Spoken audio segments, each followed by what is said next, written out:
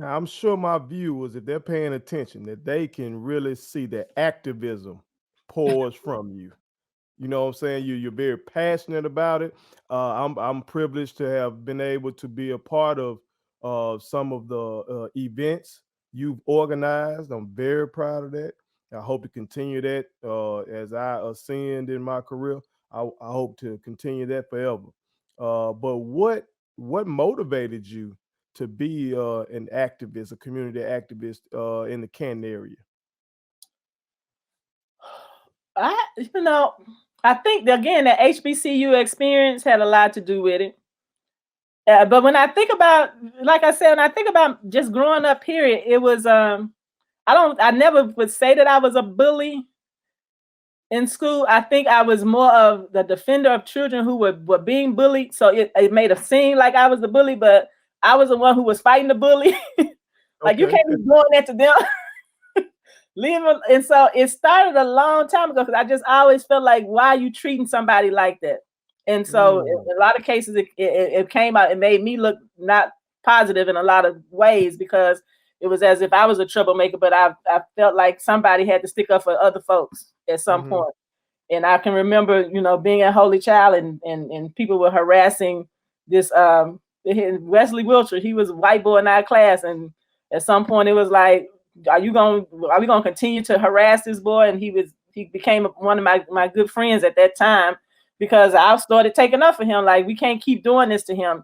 And so it started a long time ago, just something. And I think my grandmother, she could always make friends with people. She was always friendly, and she was always a defender of people. My mother, dear, she didn't harass people, and she felt like things should be right. And I don't know, but it was just the idea that we can't keep mistreating each other.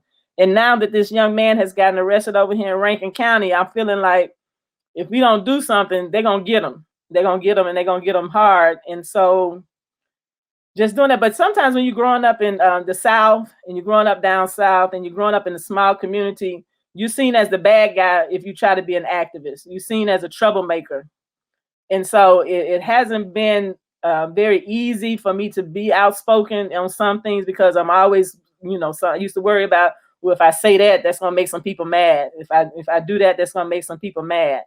And so it hasn't been easy for me to be outspoken in a lot of ways, but it just got to the point where I just was like, okay, this is not right.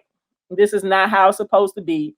We're making each other, out to be criminals when we're really not. And when I started being around white people and started seeing, y'all get away with a lot of stuff that we don't get to get away with. And so mhm. being outspoken in that. And now that even in Nigeria, you're around black people every day, all day long, but it becomes a part of the class system there. The classism. If you're wealthy in Nigeria, your life is totally different from when you're poor in Nigeria. And so I see myself somewhat of a semi-activist there, but I'm in a new community and I have to learn how to adapt and not overstep my bounds in Mhm. Nigeria. But it just, we started the expungement clinics for people because black people didn't know you can get your record expunged. You can get all of it. They weren't teaching that in the communities, but they were also charging something that literally is a free service. If you go Mhm. online and you know how to work your way through the system, a lot of our setbacks is that we don't know how to work through the system. They'll say go online and fill out the paperwork. But what am I supposed to put down? How am I supposed to answer these questions? So we started the free expungement clinics, and I have gotten emails and responses from people who went through that, and they're thanking us because we don't find out if your record has been expunged, because once it's expunged, it's like it's never been there. So nobody can go back and say, oh, they had the record. And so one young man, I remember him sending me an email saying he went and applied for a job, and he put on there that he had a felony in there. And so the person who was hiring him said, we don't see that. We don't see that. And so he knew then, it was only then that he knew that his record had been expunged. And so he was so grateful for the opportunity because this was something that he did when he was 16, 17 to 18 years old. He is 30 years old. He still can't get a job. So we started the expungement clinics there, but then even there are certain things that can't be expunged. And that's another thing that we're trying to work on with somebody 17 to 18 year old doing something is totally different than somebody who's 40. you know, the mindset that you have when you're 40. So the expungement clinics was something that Angela and the Juneteenth committee started educating people just about Juneteenth. That was a big deal.